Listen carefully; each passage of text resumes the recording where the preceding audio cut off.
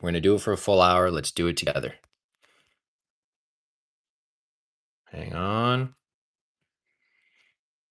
I'm telling you, once you just, right, we flick the switch from work mode to study mode or work mode to workout mode. I'm going to try and get in a study session, and I'm going to try and I might even get in an additional live to work out after this. So we're going to see how much gas we got in the tank, but let's start off with 60-minute. If we have to take a break partway through to stretch or do some push-ups, I will do that to get some extra energy. And then I'm debating on whether I will do some yoga after. But again, as always, we're bistro table. I love this bistro table. This is kind of like where I like studying right now. You know what? I'm probably going to put this over there. There we go. That's better. So it's out of my face, and so you guys can see my face. So we're going to do 60-minute of reading. It's 6:48 p.m. Pacific. And I'm not going to lie, Mindset fam. I'm feeling it. Full day of work. Some days it is a grind to keep going and flick the switch from work mode to study mode. If we're doing a course, if we're right, whatever it is that we're doing, right, our goals, right. Some days it's tougher, and other days you got lots of gas in the tank. So doesn't matter how we feel. Screw how we feel. We just got to get it done.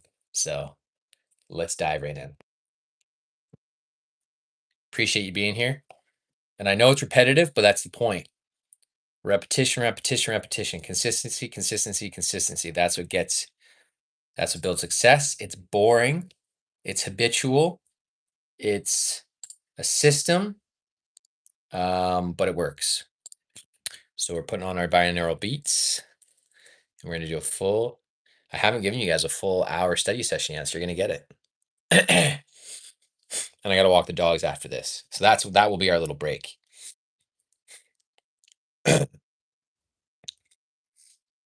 Okay.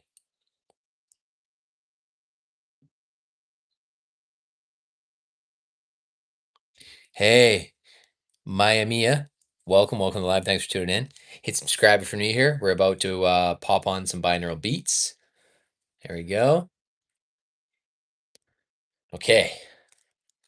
Oh, what's that?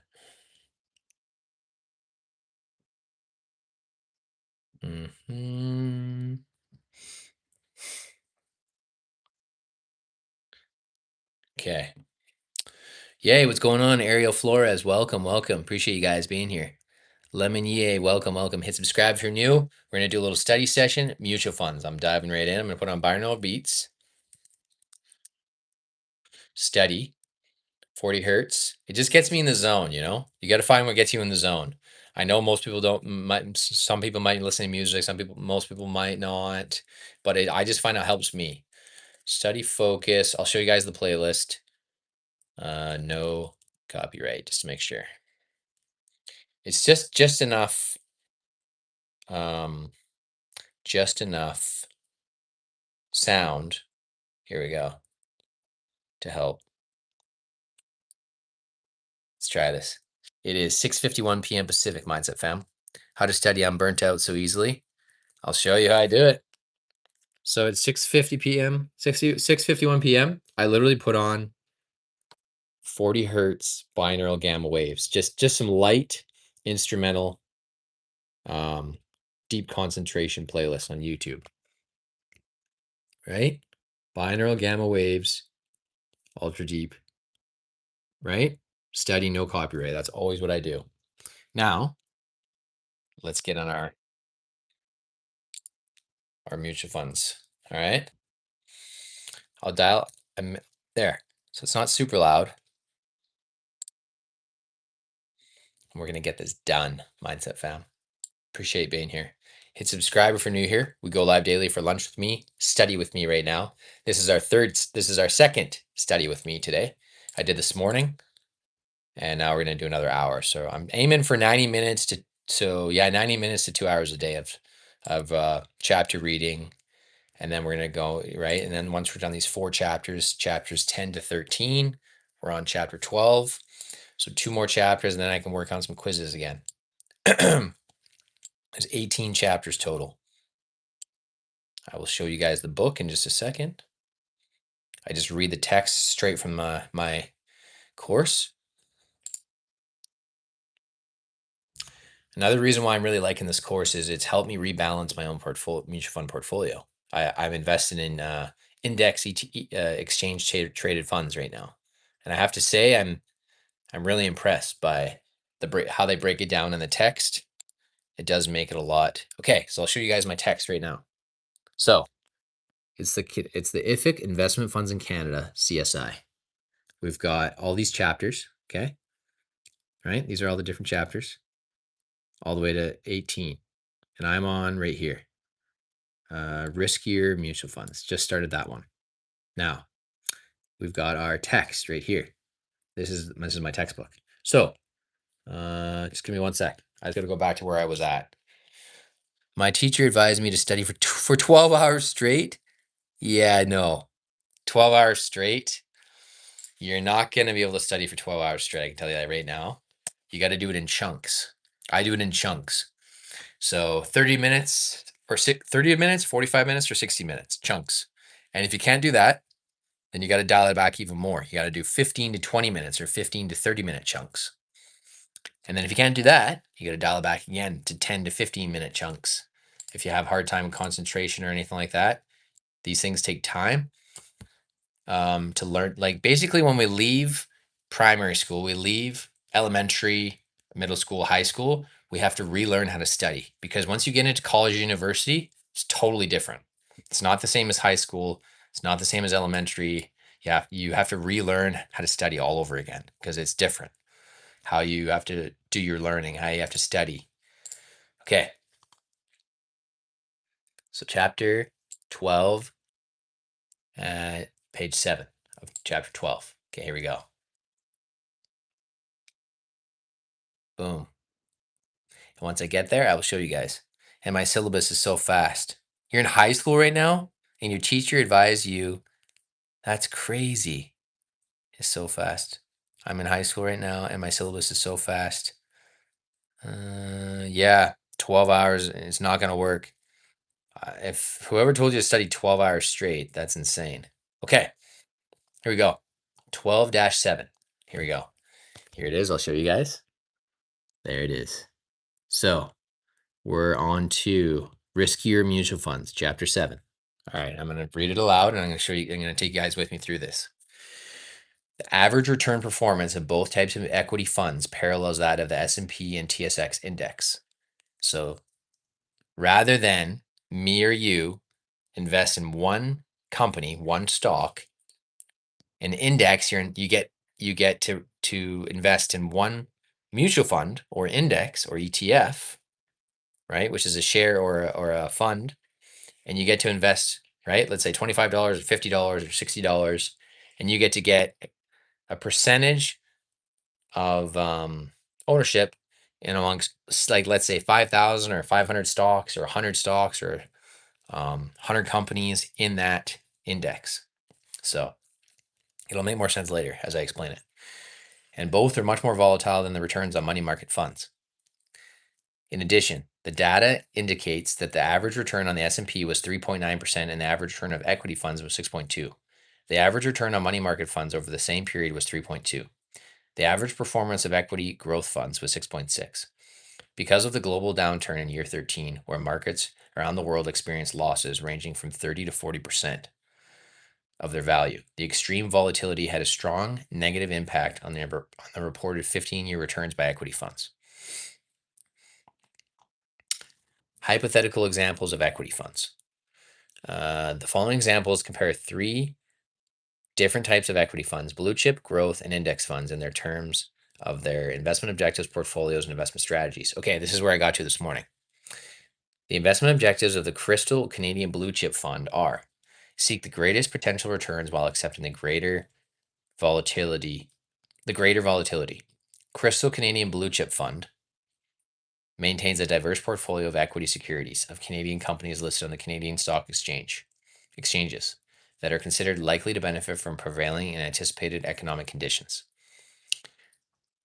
This investment objective is entirely consistent with that of a standard equity fund. Note that the fund will only invest in exchange-traded stocks as opposed to over-the-counter, OTC, stocks. This suggests a conservative approach, since stocks traded over the counter may be less liquid and their prices also may not reflect the most current information. The portfolio of this fund is summarized below and presented in figure 12.2. Note that Canadian equities account for 96% of that portfolio. Short-term notes account for the rest.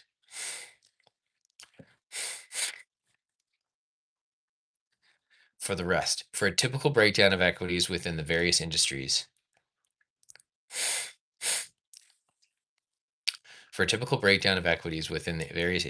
see the example of the growth company fund that follows this one.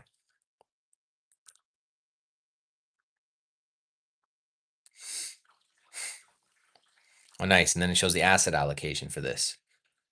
323 million worth of equities and short-term notes, 13 million. 96% equities and 4% short-term notes. Canadian equity funds may also have two features that differ from the Crystal Blue Chip Fund example. First, many are permitted to hold foreign equities. Second, other portfolios may contain greater amounts of short-term notes, T-bills, and cash. There are two reasons for holding cash or cash equivalents. One reason relates to transactions. Fund managers like to have some cash reserved to meet redemption demands of unit holders and be able to buy attractively priced securities should they become available. Hey, Henda, welcome live. Thanks for tuning in. Hit subscribe for new here. We're doing a little study session for my mutual funds course. And we are on chapter 12-8 now of investments funds in Canada, riskier mutual fund products. And I'm reading it aloud because it helps me retain it, because I have a lot of reading to do for the next couple chapters. Yep. Another reason for holding cash is the managers may want to take a defensive position in relation to the equity markets in general. In other words, they're concerned about the performance of equity markets over the short run and do not want to put all the fund's assets at risk in that market. When they feel that market conditions have improved, fund managers will likely decrease their cash holdings by buying equities.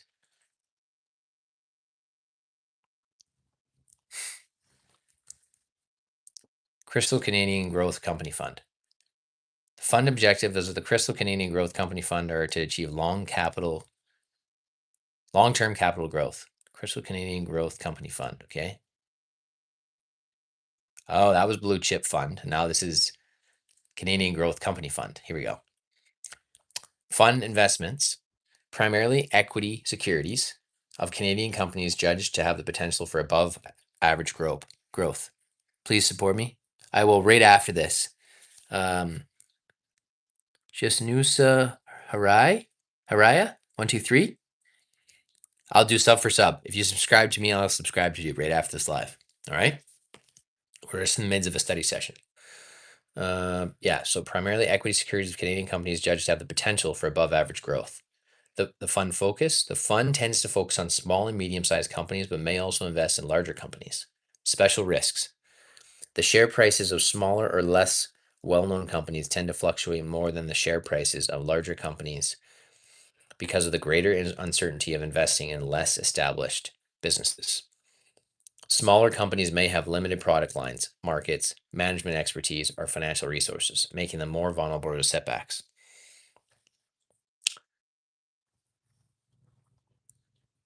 According to the following information, also shown in figure 12.3, the foreign stock component is about 11% of the value portfolio. The Canadian equity portion of the portfolio is made up of stocks from many sectors. The single largest sector is industrial products.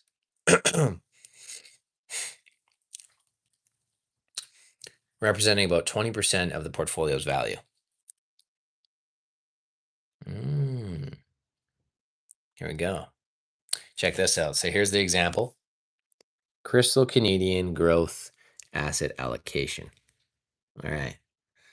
So we've got, this is the breakdown of all the, I will right after this live there. Actually, I can probably do it during the live in just a minute. All right. I'll look up your handle. Yeah, I appreciate it. Okay. So you can see here the breakdown, right? Foreign equities, right? So you're getting a percentage. shows the breakdown in percentage, right? They're saying that this assets are 77% foreign equities, total equities 11%, Canadian T-bills 88 yeah, is that right? 12% equities, yeah. But it's got a lot of different, right? Financial, merchandising, oil and gas. So it gives you like a breakdown, dollar breakdown of all of the companies they're invested in. So they're saying 77% domestic equities, so that's invested in Canada. 12% government, Canadian government T-bills, and foreign equities is 11%. So that's quite the mix. Here, Crystal Canadian Index Fund. The investment objectives of the Crystal Canadian Index Fund is to provide long-term growth of capital primarily by purchasing Canadian equity securities to track the performance of a Canadian equity market index. The fund seeks to achieve its investment objective by tracking the performance of a generally recognized index of Canadian equity market performance, the recognized Canadian index. Currently, the S&P TSX Composite Index. The number of securities comprising the recognized Canadian index in which the fund actually invests from time to time will depend on the size and value of the fund's assets. The fund will therefore be rebalanced with a frequency and degree of precision that seeks to track the recognized Canadian index as closely as possible, consistent with minimizing trading costs. This is what I'm starting to do. Hey, Ahad Khan, welcome to live. Thanks for tuning in. Hit subscribe if you're new here. Appreciate the subscribe. And we're doing studying. Can you get a shout out? Absolutely. Ahad Khan, yep, you're going to get a shout out and I'll pin the comment. Appreciate you being here. Thanks for joining the study session with me. Okay, where were we? Yeah. So, talking about index funds, talking about trying to track, trying to mimic the performance of the S&P 500 index or the Toronto Stock Exchange index as closely as possible. I actually have this set up in my own portfolio. And eventually, I want to share that with you guys. Totally. This index fund is designed to mimic the S&P TSX index while at the same time keeping trading costs low. This is entirely consistent with the objective of index funds. The portfolio of this fund would be consistent with its objectives. Its holdings would consist of S&P and TSX composite index stocks with possibly a small percentage of the stocks not belonging to the index. Portfolio managers for the fund would construct a portfolio with essentially the same stocks and weightings as the index. So right now for myself, I actually take your time. Yeah, no, I will. I will slow it down for sure. Appreciate you being here. Oh, that's cool. Oh, that's cool. So you're it looks like Arabic. Wayne. Yeah, and it says take your time. That's cool. That translated back to me in English. That's awesome. Yeah, I'll slow down for you guys. I find reading aloud really helps me retain the information. When I'm just silently reading, then I silently read it and verbalize it in my head. So when I verbalize it, when I actually read it, I find it helps. Okay. Next is what are balanced mutual funds? Balanced mutual funds invest a percentage of their assets in fixed income securities and a percentage in equities. So balance is usually 50% in bonds, 50% in equities. Equities is stocks. I have to go, but I subscribed. I really appreciate it. Appreciate you being here. Thank you for the subscribe. Much love. They're often referred to as hybrid products because they are part fixed income fund and part equity fund. Balanced mutual funds have the objective of earning some amount of both current income, and capital gains while at the same time preserving capital.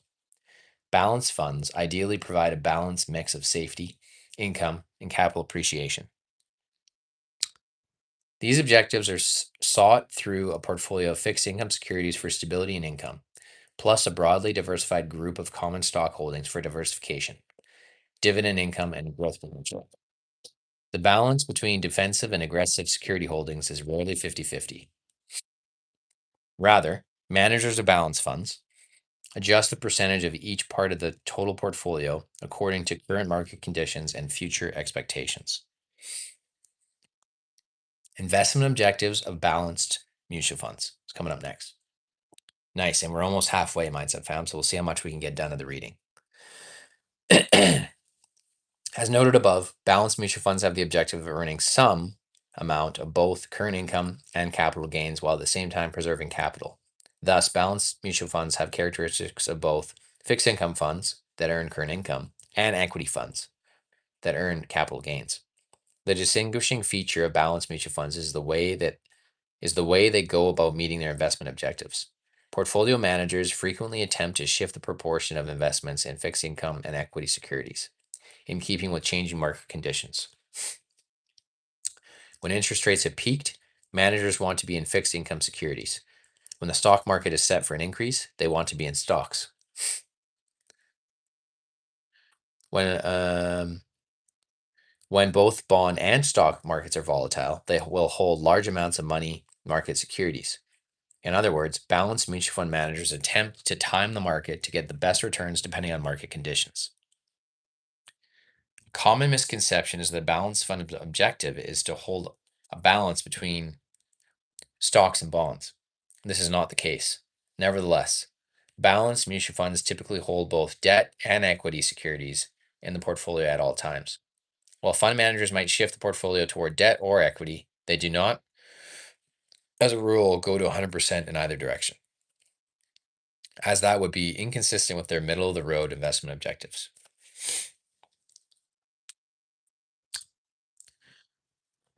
While most balanced mutual funds attempt to time the market to some extent, some do not. Instead, they hold fixed proportions of debt and equity securities over the long term. Returns on balanced mutual funds. Oh my God, we're at 28% battery mindset, fam. I'm probably gonna have to plug you guys in. Okay. We'll finish off this little section and then I'll have to plug you guys in a minute. Returns on balanced mutual funds. Since balanced mutual funds are part bond fund and part equity fund, you might expect them to perform midway between the performance of the two funds. If the efforts at market timing succeed, however, balanced mutual funds should earn returns on bond funds in periods when bonds outperform equities and returns on equity funds when equities outperform bonds. Figure 12.4 compares the performance of equity funds, bond funds, and balanced mutual funds during a hypothetical 15-year period. Simple annual returns, balanced mutual funds compared with bond funds and equity funds.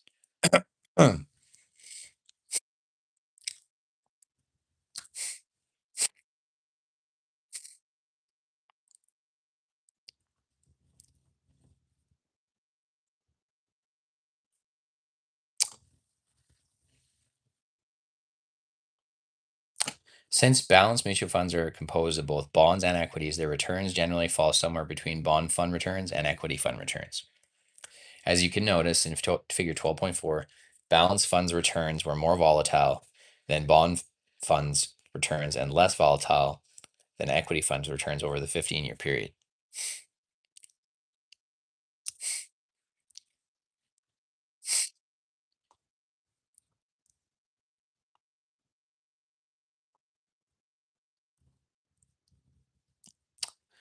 All right, hypothetical examples of balanced funds. The fundamental nature or features of the Crystal Balance Fund is stated in the Fund Facts document and prospectus as follows. This fund invests primarily in Canadian equities, bonds, and short-term debt securities, but it may also invest in foreign securities. The objective of the fund is to provide a combination of capital growth and modest income at a competitive rate of return for a balance-oriented client. The percentage of the fund invested in each asset class is adjusted in response to changes in the market outlook for each asset class. The summary of investments and other net assets presented in figure 12.5 indicates that the portfolio of the Crystal Balance Fund consists of 37% Canadian equities, 17% foreign equities, and 46% bonds. So yeah, pretty balanced. Mhm.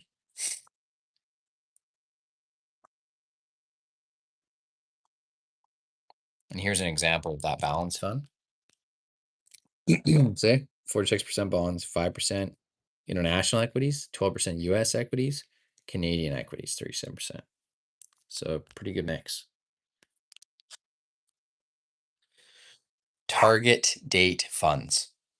Target date funds, also referred to as target based funds or life cycle funds, have two characteristics that distinguish them from the mutual funds, a maturity date and a glide path.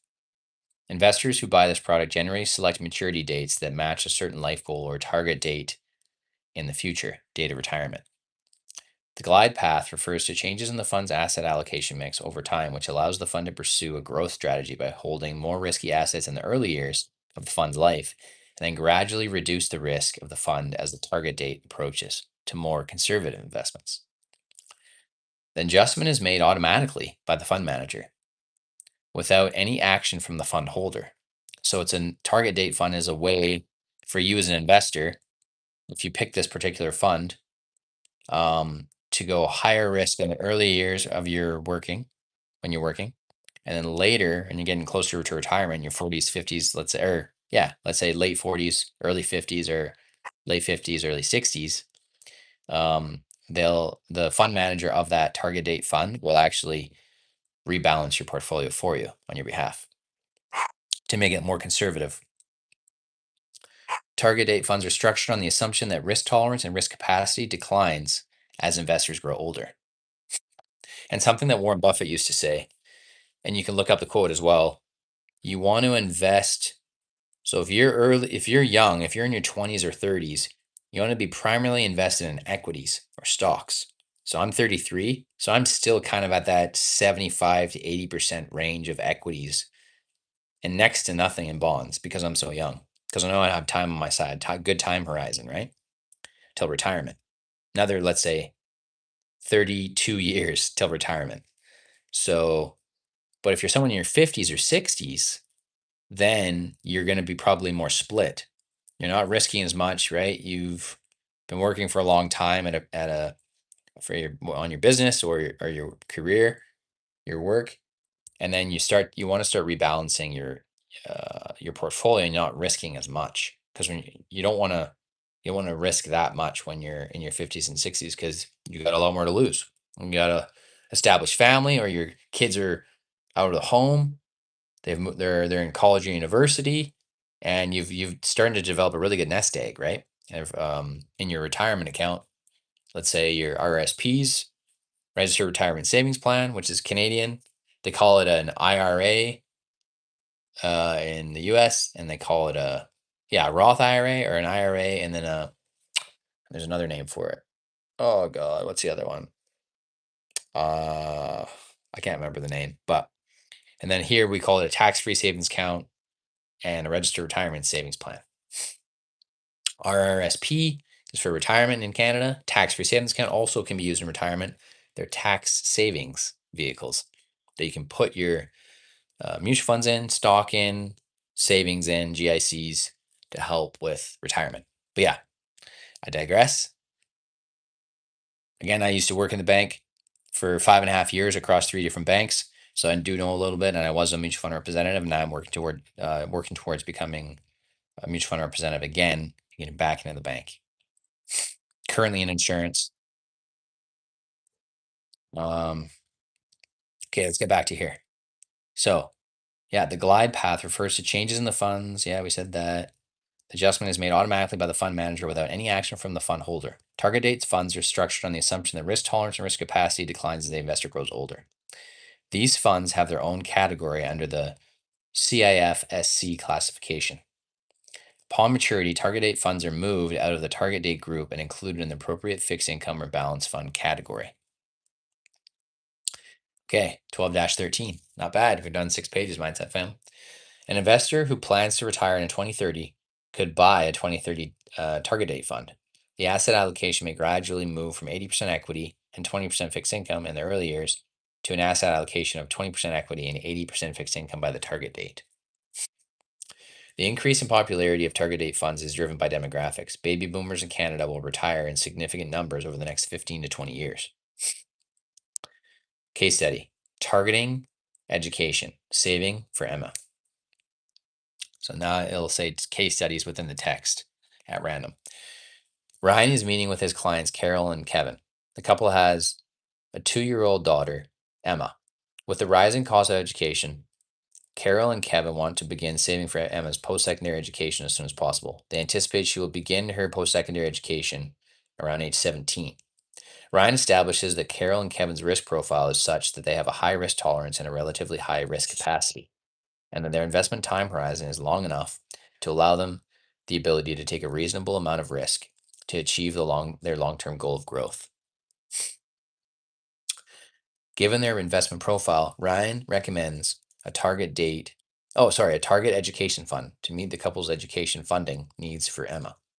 With 15 years until Emma will begin with drawing down the portfolio to fund her education, Ryan recommends the hang on. Yeah. Ryan recommends the Crystal Target Education 2035 fund. Ryan explains to Carol and Kevin that the fund has a target maturity date of 2035, meaning that the fund's glide path works to grow the fund in the early years and to gradually reduce risk as the target date of 2035 approaches.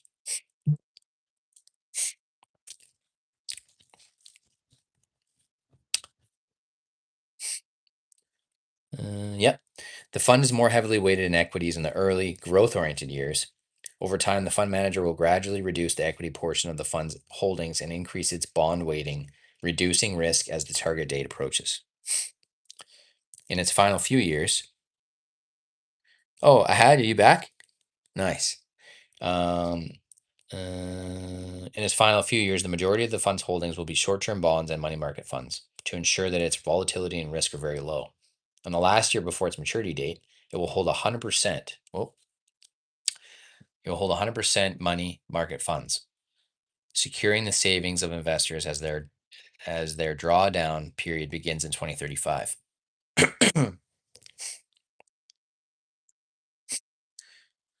For Carol and Kevin, this means that they only need to focus on saving and can leave the investment management to the fund manager. Comfortable in the knowledge that the fund will be managed appropriately to achieve their goal of funding Emma's education. What are global mutual funds? Global mutual funds, as the name suggests, hold assets from many countries in their portfolios. Technically, a global mutual fund can hold securities from any country, including Canada. The term international fund is sometimes used to describe a fund that invests anywhere except Canada. Some mutual funds specialize in a particular country or region. For example, many distributors offer Asia funds, Europe funds, Japan funds, and US funds. Global funds can be bond funds, equity funds, or virtually any of the fund types discussed in this chapter. The most common type of global mutual fund is, however, the global equity fund.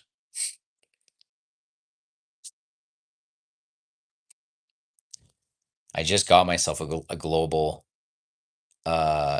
index ETF, exchange traded fund, through Wealthsimple, and I was looking at the breakdown, and it's awesome. So I got emerging markets, and I got Europe. I think it was Europe, Australia, and Asia exposure. Yeah. Hey, what's going on? Halls by Talls? Halls by Tals? By Talls? Welcome alive. Thanks for tuning in.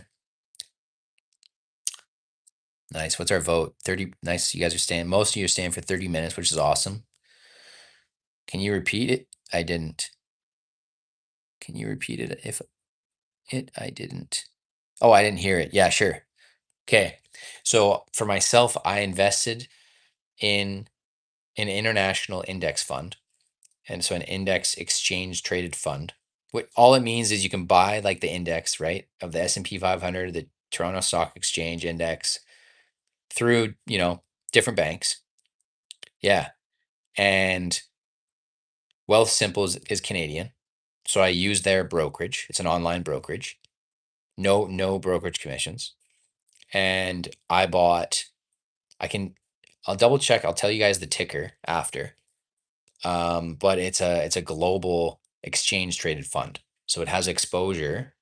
Exposure just means risk. So a percentage of the money that I invested in that exchange traded fund, the ETF, has a percentage of my dollars going towards whatever, 5% Europe, 10% Asia, whatever, 15% Australia from what I invested. So super, super helpful because I don't just want to be invested in my country. I don't just want to be invested in Canada. I want to be invested in Canada, US, like the rest of the world, because there's still emerging, that's why they call it emerging markets of other markets in the world that are thriving. China, India, right? Different companies, construction, oil and gas, financials, technology, right? That all of us as investors, that we can invest, we can get a percentage of our investment to be invested in those different countries, right? By investing in an exchange traded fund.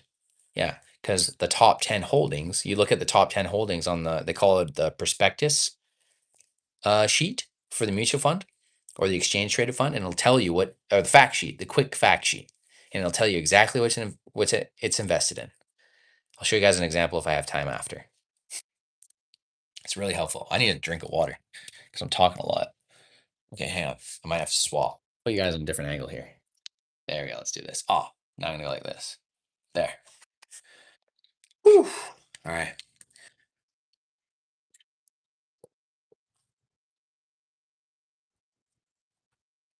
Literally got like 7 or 8 more pages. So let's see if we can power through and get the rest of it done.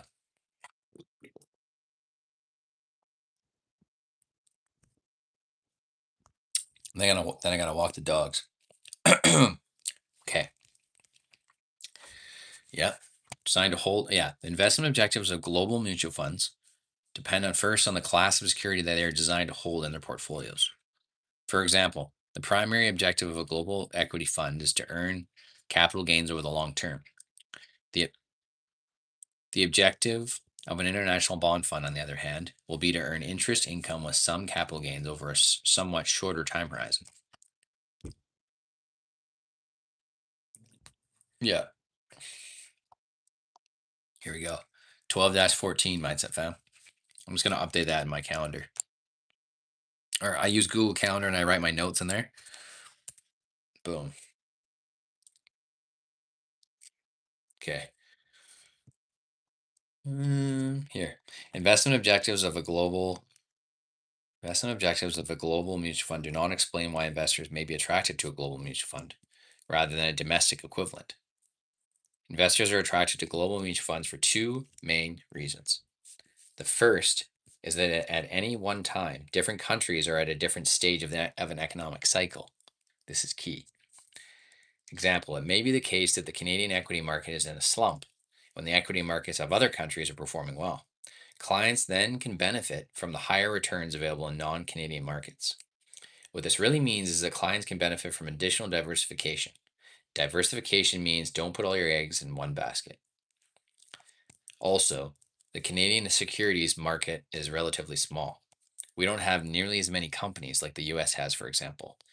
Canada has about 40 million people. The US has 400 million people.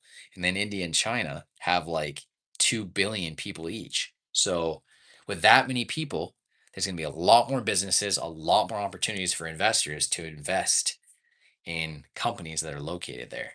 And you can do that with a global mutual fund or an index fund, a global or a world index fund.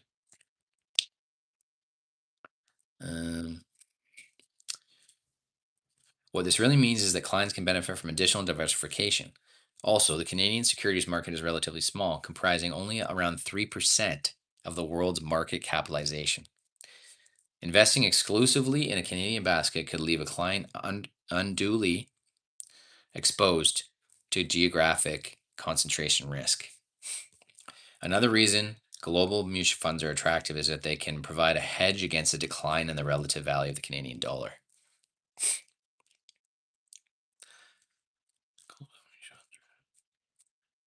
Mhm.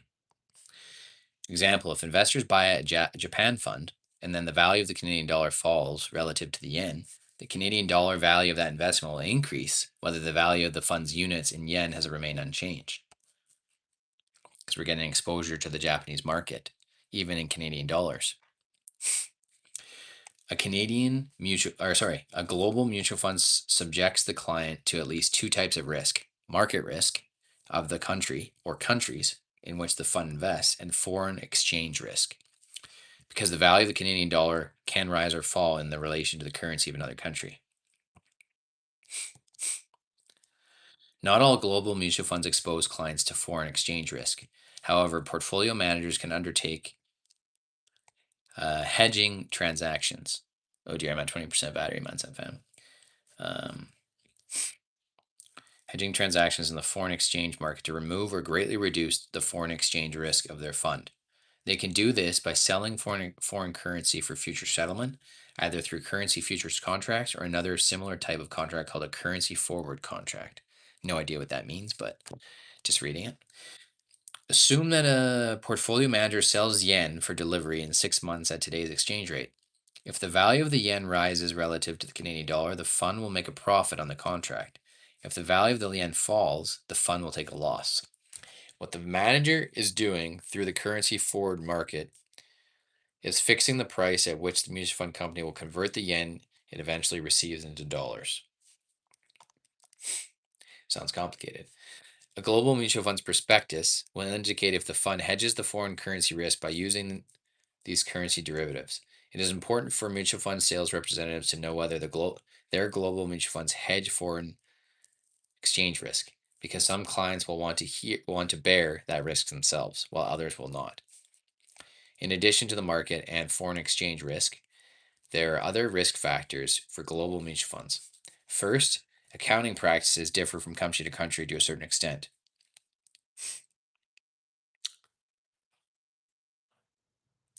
While some countries follow practices similar to those used in Canada, others do not. Portfolio managers need reliable accounting data to assess the risks and potential profitability of companies. If the accounting data are not reliable or comparable, then investment results can suffer. Likewise, the level of compliance and the regulatory environment differ widely from country to country, especially in the emerging markets of Asia and Eastern Europe. The second, the additional risk factor for global mutual funds has to do with the liquidity and efficiency of foreign stock markets. Canadian markets are liquid for most stocks, and the prices at which stocks trade generally reflect the information investors have about them. This is the idea of market efficiency. Foreign stock markets, and bond markets for that matter, might not offer as much liquidity as Canadian markets, and stock prices might not reflect information as rapidly. For established markets such as the US, these problems do not exist. For much smaller stock markets, however, such as those in developing countries, inefficient stock markets can make it difficult for portfolio managers to make changes to their portfolios. 12-15, mindset fan. Returns on global equity funds. Global equity funds are the most common type of global mutual fund. This section compares the performance of global equity funds to Canadian equity funds during a hypothetical 15-year period. In figure 12.6, the average performance of Canadian equity funds is similar to the performance of the S&P and TSX Composite Index. I'm getting stiff, almost time for a walk, mindset fam. And we're almost done the study session in like another 15-20 minutes. And then I'll decide whether I want to do. Sorry, lose my voice.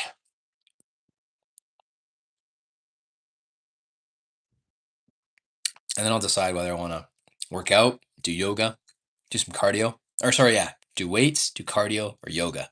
Maybe I'll get your guys' help on that too.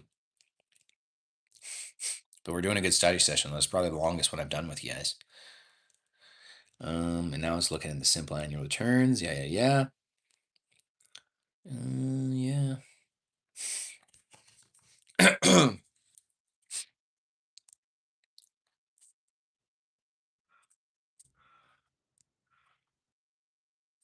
Yeah, so the figure illustrates that the average performance of global equity funds can diverge significantly from Canadian equity funds.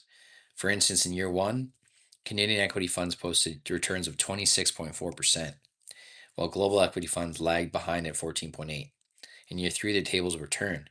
Canadian equity funds fell by 2.7%, while global equity rose by 17%. During this 15-year period, both experienced two major downturns. One in year seven, where the Canadian equity fund fell by 13.2%, while the global equity fund lost 19.7%, where the Canadian equity funds lost between 34.6% and the global equity fund lost 31.4%. The average annual performance of global equity funds has been lower over the 15-year period, 2.84%, compared to the Canadian equity fund of 6.17%. Global equity funds earn two types of returns: dividends and capital gains. Capital gains are probably more significant.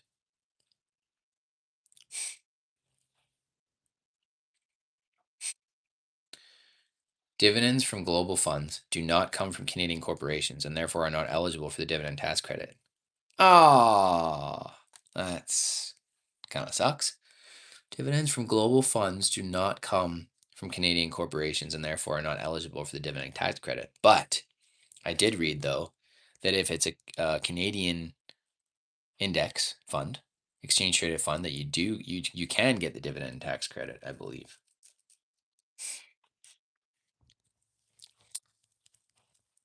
Eligible. As a result, foreign source dividends are taxed at the same rate as interest income. Hypothetical examples of global funds. 12-16.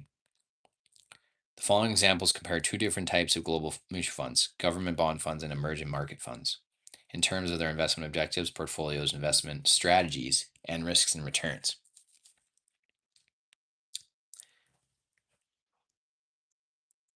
Oh, I know what I can have for dinner. I feel like being lazy and just having chili. I'll probably do that soon. Getting hungry for a snack, Mindset fam. Okay. Crystal Global Government Bond Fund.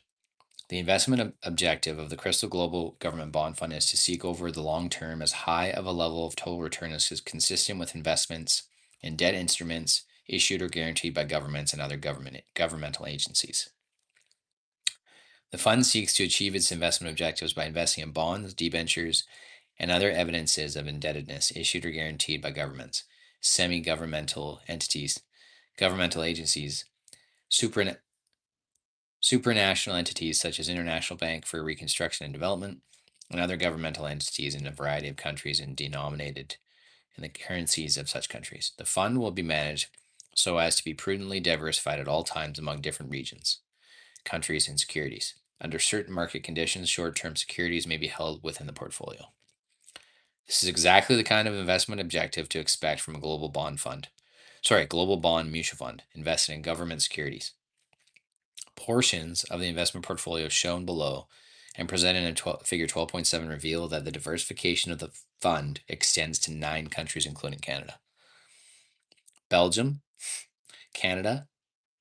Nice. And then it gives the percentages breakdown. I'll show you. This is kind of how it. Oh, whoopsie daisies. This is kind of how it goes. It just made my thing really big. There we go. So, So here's the breakdown. So we've got all these countries: Belgium, Canada, Finland, France, Germany, Italy, Netherlands, United Kingdom, USA, and supranational. I forget what that supranational means. What does that mean? Oh, like International Bank for Reconstruction and Development. Yeah. I guess that's International Bank means like all the, like global. Yeah. So we got Belgium. It's invested about 2.8% in Belgium in the fund. Canada 12.1. Finland 2.9. France 8.7. Germany 17.6. Quite a bit of exposure to Germany there, or of the portfolio is invested in Germany. Italy 7.2, Netherlands 2.7, United Kingdom 7.4, USA 31.2%, and supranational 7.4. I guess supranational, my understanding is it's worldwide. Okay. Here, and then it shows the pie chart of it. It is not immediately apparent when this fund hedges the value of the Canadian dollar. The following statement appears at the end of the section on derivatives in this prospectus. Oh, we're so close to the end, Mindset fam. I'm going to power through. Almost 12. We're at the end or halfway through 12-17. It is not, yeah. The Crystal Global Government Bond Fund will be permitted to invest in forward currency and currency future contracts for the purpose of protecting itself from exchange rate fluctuations to the extent determined by the portfolio advisor. Such forward and future Such forward and futures contracts shall not exceed 3 years in duration and shall be limited to the market value of the foreign securities owned by the fund and quoted in that currency. Adjustments shall be made to such forward and futures contracts owned by the fund to ensure that these contracts are limited as above, which adjustment shall be made at least weekly and more frequently if necessary, having regarded market conditions. As discussed earlier in this chapter, some global mutual funds hedge foreign exchange risk. If clients invest in a global mutual fund but to diversify beyond Canadian dollars, they may not want to buy units of a fund that hedges its exposure. Instead, they may want to invest in a fund that does not reduce the foreign exchange exposure through hedging. Crystal Emerging Markets Fund. Emerging markets. This is another index fund that I invested in. That's invested in China, India, Australia, I think. I got to double check the country breakdown again, but it's global. The investment objective of the Crystal Emerging Markets Fund is to achieve long-term capital appreciation through investment, primarily in equity securities. Under normal conditions, at least 65%. Under normal conditions, at least 65% of the fund's total assets will be invested in emerging country equity securities, which for this purpose means common and preferred stock, including convertible preferred stock, bonds, notes, and debentures convertible into common or preferred stock, stock purchase warrants and rights, equity interests, and trust or partnerships, and American, global, or other types of depository receipts, as used here in an emerging country. Is any country that the World Bank has determined to have a low or middle income economy.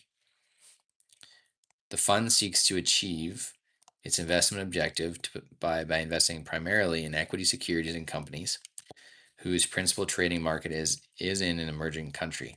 Equity securities trade in any market of companies that derive significant annual revenue from either goods produced, sales made, or services rendered in emerging countries. 3. Equity securities of companies organized under the laws of and with the principal office in an emerging country. The fund will be managed so as to be prudently diversified at all times amongst different regions, countries, and securities. Under certain market conditions, short-term securities may be held within the portfolio. Okay. This statement of investment objectives sets out clearly what the fund or what the portfolio manager may invest in. Oh, so it's not necessarily all invested like that, but it says it may invest in. The statement of investment portfolio, not shown, indicates that the fund has equity investments in 26 countries and bond investments in 2 countries.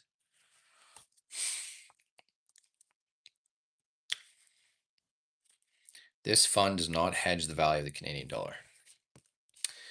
What are specialty mutual funds?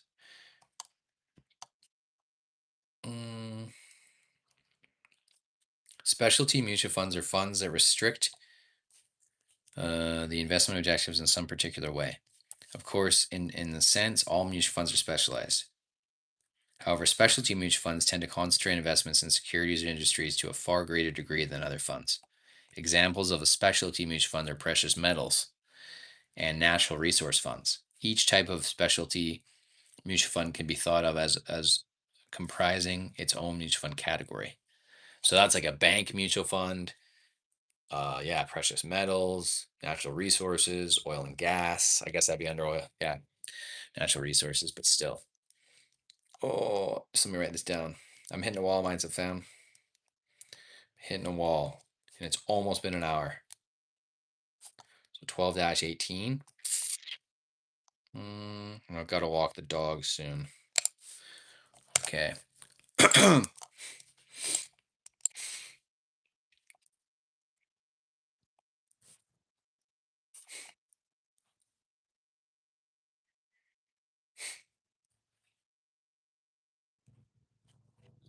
Which stage did I get to here? Yeah. Yeah. Here we go. Specialty mutual funds have risk factors consistent with the makeup of their investment portfolios. just like the other types of funds. For example, gold funds rise and fall with the value of gold and securities based on the price of gold. However, many specialty mutual funds have an additional risk factor that other funds generally avoid: a lack of a diversification. Because of their specialization, specialty mutual funds tend to be construct portfolios that are not as well diversified by industry sector as more standard types of funds. For example, a real estate mutual fund is exposed to the risk of the real estate market alone, and a resource mutual fund tends to invest only in firms in the natural resource sector of the economy. In comparison to traditional Canadian equity funds, for example, the lack of diversification in specialty funds can be striking. To what extent is this lack of diversification a problem for clients? The answer to this question depends to a great extent on how the particular specialty mutual fund fits in with the client's current portfolio. Oh dear, we're at 13% battery, mindset fam. If a less than well diversified specialty mutual fund is a client's only investment, there could be a problem. Your clients get the most diversification benefit by holding securities that have a low degree of correlation.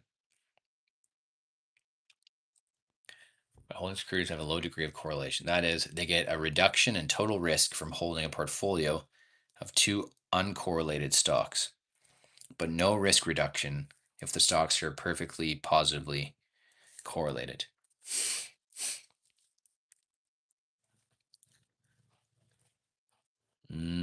That is key right there, my fam. I'll say that one more time.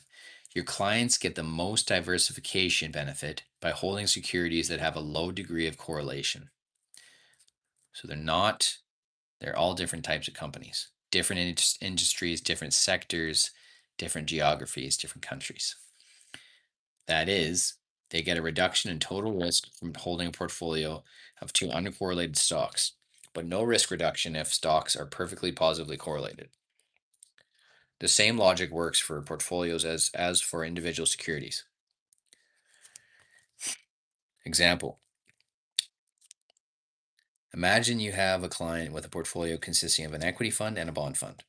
The client may be able to get more risk reduction without sacrificing it return by adding another mutual fund that is not well correlated.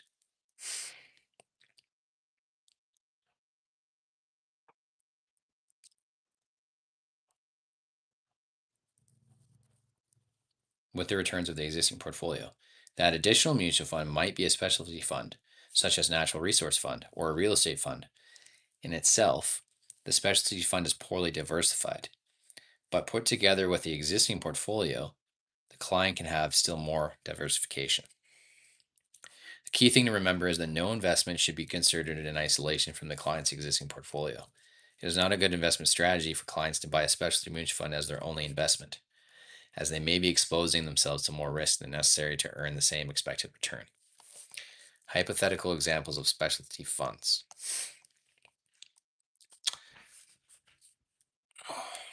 The following examples compare three different types of specialty mutual funds: a resource fund,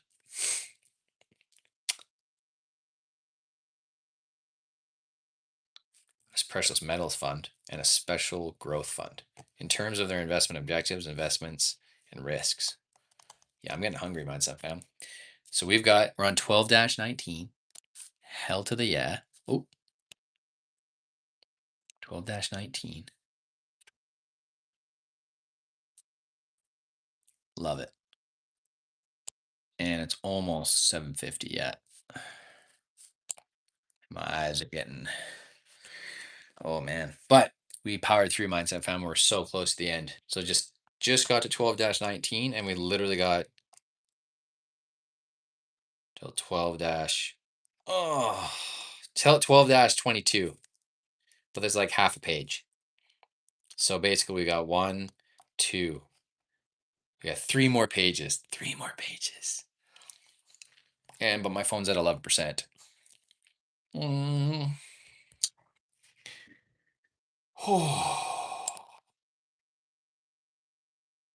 Okay. Yeah.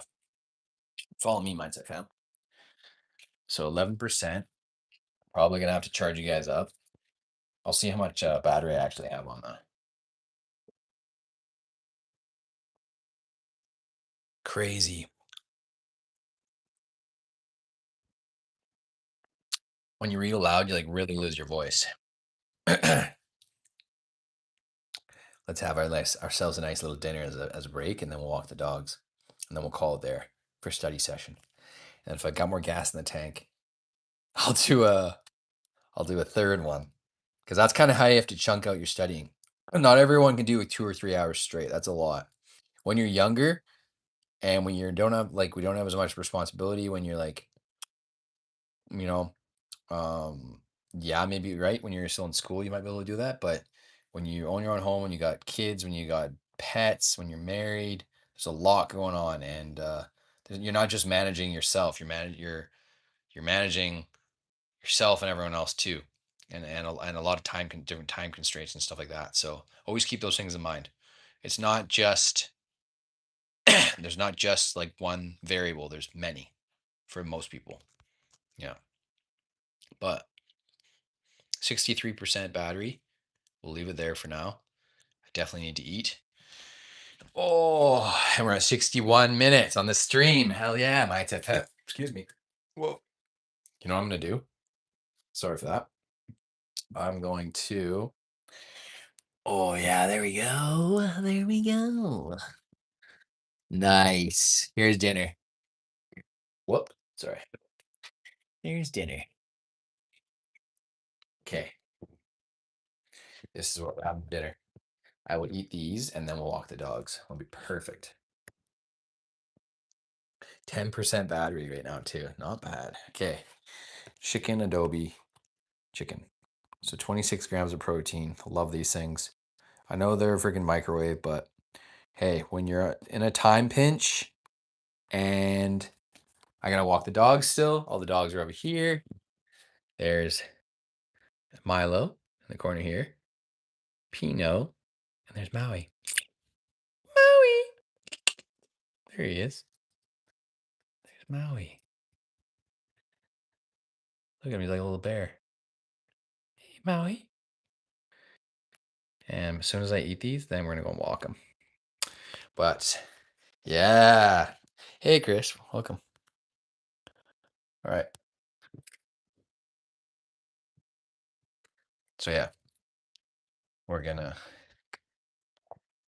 eat these. 1, 2. Look at the macros on that too.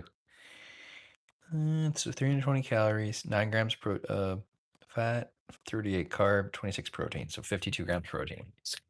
And I had 2 scoop protein shake for the afternoon, so I got to charge you guys up, and I'll probably listen to some tunes while I eat. So yeah, I don't know if I'll stream again tonight for a workout. We'll see. We'll see how much gas I got in the tank, but I know I would definitely got to get some movement in. I got to walk the dogs after I eat. I'm gonna quickly eat and then go. All right, ciao. Peace, Mindset fam. May you be happy, may you be healthy, may you be at peace. Thank you for tuning into this 1 hour stream with me for a study with me. We're almost done the chapter. If I got more gas in the tank, I'll combine workout and then finish the rest of the studying with your guys' help. All right, peace. Hey, what's going on, Sudeep? Welcome. Hit subscribe for new here. I'll try and do another study session if I got more gas in the tank later. But I still got to walk the dogs and I got to eat dinner. So I'm going to eat dinner right now. And it's 7:51 p.m. Pacific as well. All right. Ciao.